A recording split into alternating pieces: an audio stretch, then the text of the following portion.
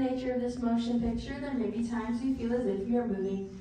For this reason, we have provided lean rails between each of the aisles. Feel free to lean up against them during any point of the show. We just ask that you do refrain from sitting on them, as they are not designed to hold your full weight. If you do need to exit the theater for any reason, we ask that you use those doors opposite the ones you just walked in through. You will find them over to your left. And lastly, as a courtesy to those around you, we ask that you please refrain from using flash photography and video recording during the show, as well as we ask that you please silence all of your electronic devices at this time. We thank you, and we proudly present Reflections of China.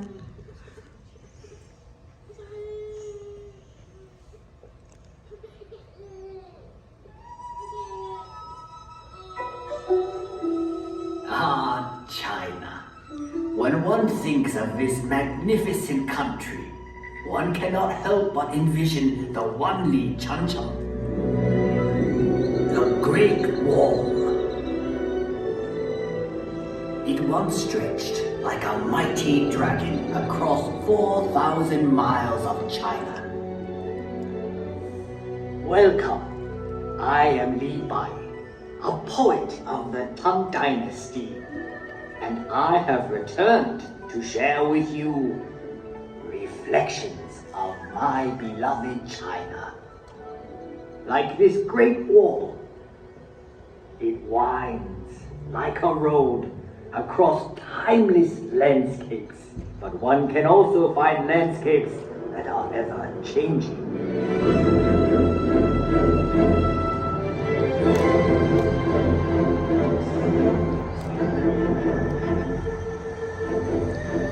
Shanghai, a city forever reinventing itself.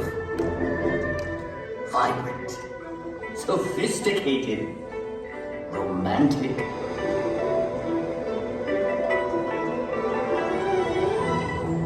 As Shanghai reflects modern China, historic Nanjing Road reflects modern Shanghai. Set your gaze across the Huangpu River and you will find a new China that reaches for the sky. Yet in this city of East meets West, one can still find treasures of Shanghai's stately European influence.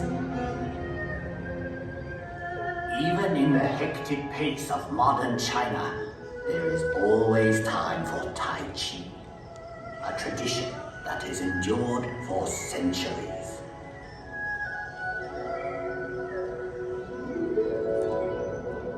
Up here on Huangshan, at the Sea of Clouds, painters and poets like myself have been inspired for generations. In China, we say, a poem in every painting, and a painting in every poem. We have had a long history. Much of it has been recorded in this fashion. However, it may be said that the history of the Chinese people is not written in ink, but with water. The mighty Yangtze River. A fellow poet once wrote, "Traveling against the currents of the Yangtze is more difficult than climbing to heaven." That may have been once true, but no longer.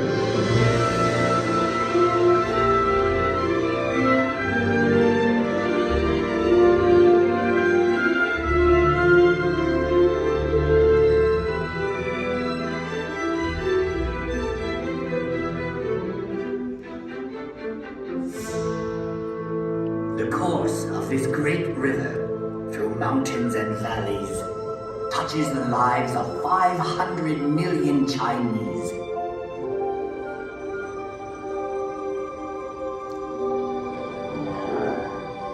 There is no better example of China's harmony with water than Suzhou. This ancient city sits on the longest man-made waterway in the world. When Marco Polo traveled this way, he called Suzhou the Venice of the East.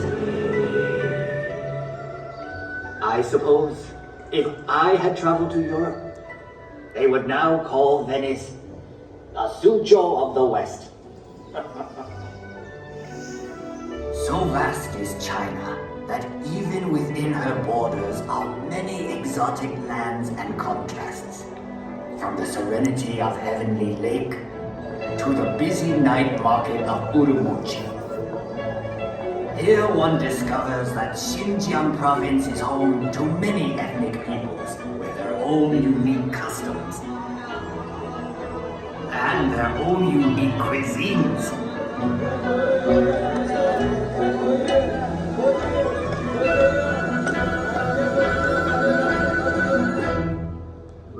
Out here in the Gobi Desert, one still finds travelers on the ancient Silk Road, the same road that over 700 years ago brought Marco Polo to these very gates.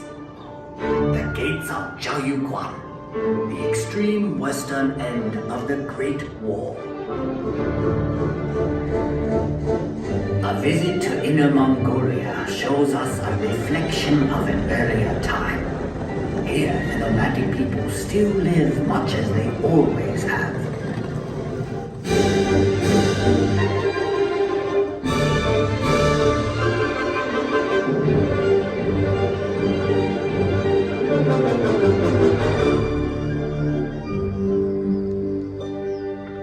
Far to the south is Yunnan province, home to many of China's national minorities.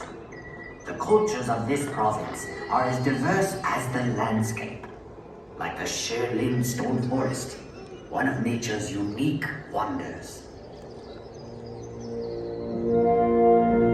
In the far northeast is Heilongjiang.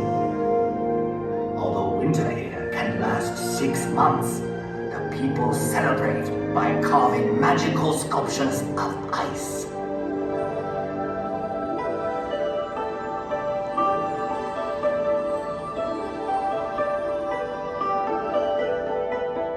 Macau.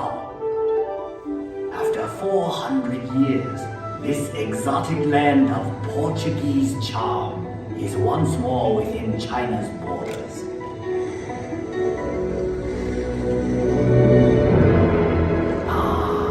Hong Kong, one of the most exciting cities on earth.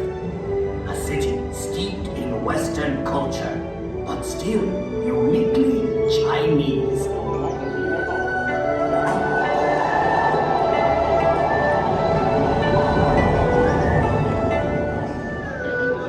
Even Hong Kong's buildings, thrusting ever skyward, reflect the city's vitality. Hong Kong, ever on the move. Yes, the Chinese landscape changes swiftly, but one can also find enduring legacies that reflect our past. Everywhere one sees our history. Ancient treasures like the 9 Dragon Screen reflect our traditions. Dragons were a powerful symbol of the emperor's authority. For centuries, the tombs of China's emperors have been watched over by these remarkable warriors of terracotta and these figures of stone. And for 800 years, this intersection of 3 rivers has been protected by a silent sentinel, the giant Buddha of Lishan. One can find a living legacy of China's past in the world-famous Peking Opera.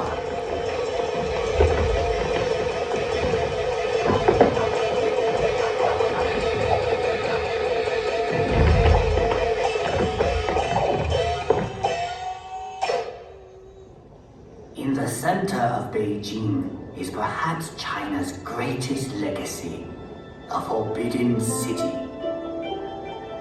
Imagine courtyards that could hold 100,000 members of the Imperial Court.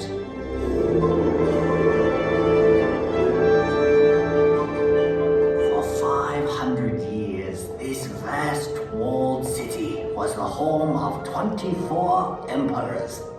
sons of heaven. But today, all the world can pass through this gate.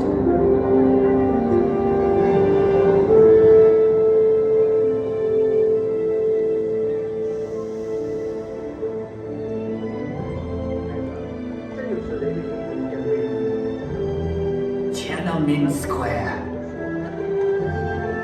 To stand here is to stand at the heart of China.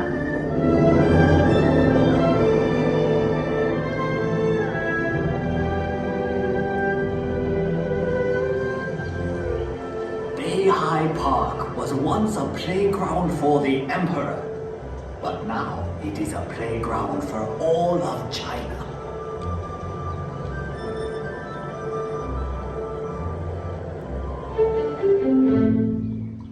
I have brought you to a place of unique beauty called Reed Flute Cave.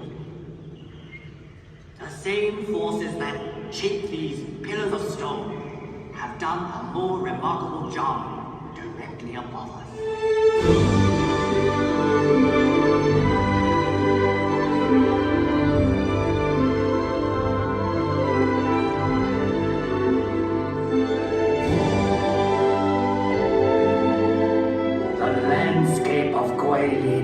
Is unsurpassed in all of China.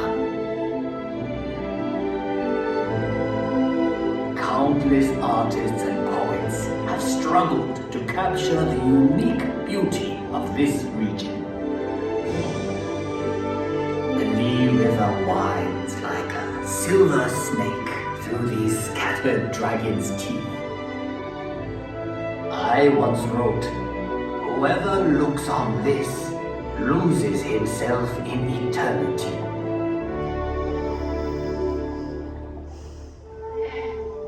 We have seen many reflections of China, but the true face of China can be found in our people.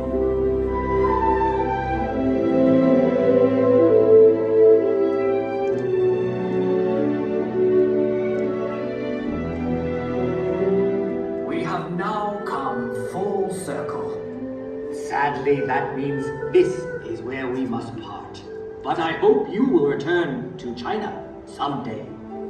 A wave of the hand now, and I am gone. Lowering my head, I dream that I am home. Until we meet again, Zaijian.